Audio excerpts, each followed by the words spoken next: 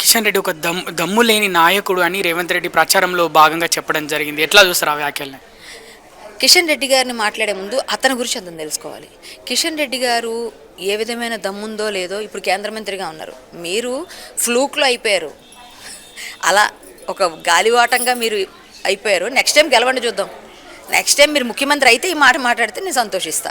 మీరు ఇప్పుడు ఏదో మీ సుడి ఏదో ఉందంటారు చూడండి, సుడి, ఆ సుడి ఎక్కడో మీకు తగిలి మీరు అయిపోయారు నాయకులుగా.